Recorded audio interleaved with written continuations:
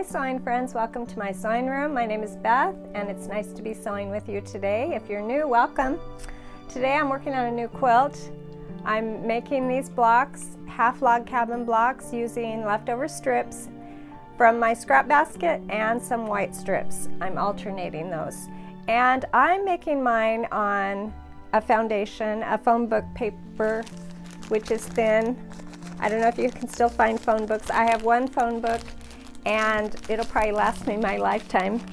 And I use it for foundation sometimes. So here's one I'm working on.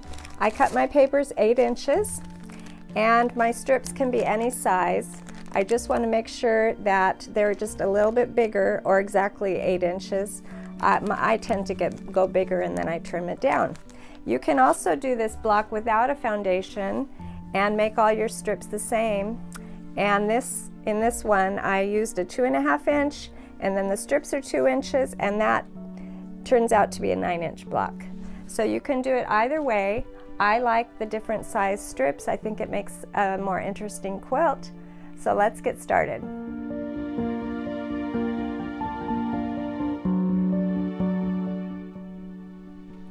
So I have my supplies ready. I have my 8-inch square phone book paper for my foundation.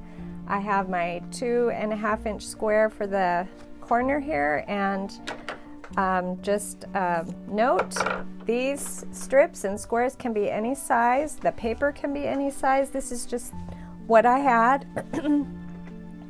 So that's what I'm using. Bring it over to my sewing machine and get that first stitch in and everything will be in place. The first stitch is always the hardest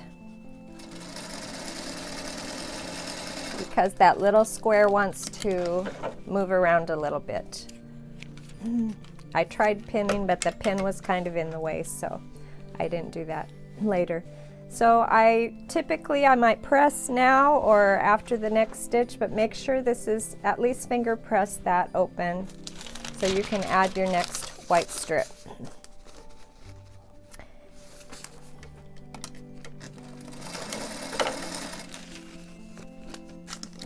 Looks like I got caught on a little thread there.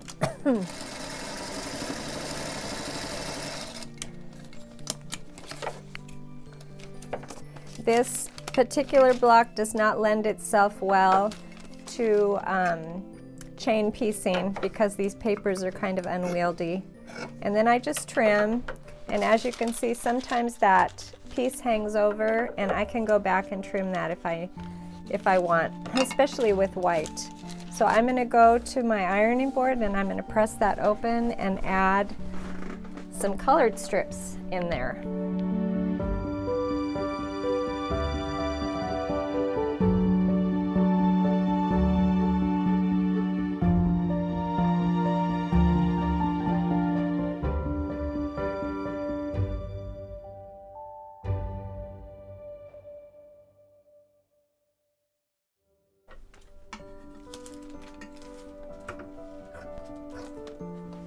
Press it open and then I will add white and then one more color.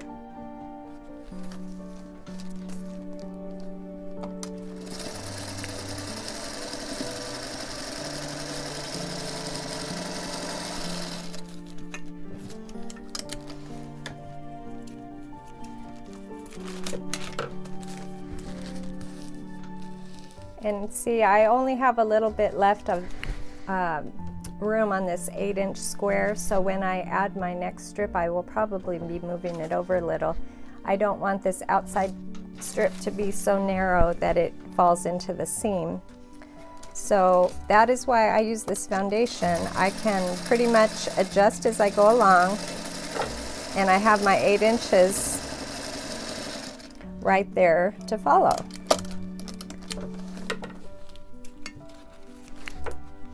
There is a little waste, I guess you could call it, when you you cut off some of this white, but I think that's okay. There's not that much. So when I add this purple one, I will be moving it over just a little bit.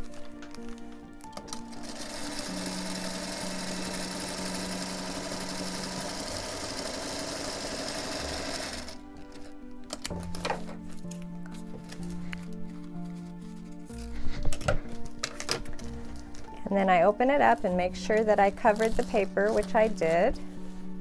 And then I just need to add one more strip. And this is a real scrap, as you can see. That's all came off of something, but I think it'll fit right there. So I'm going to add it here.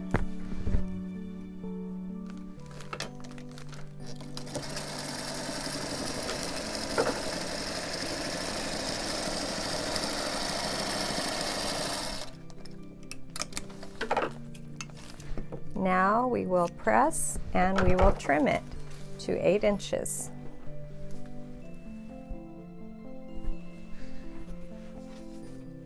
I love this big ruler that I have. I'm able to get all the way up to 15 inches when I'm trimming blocks.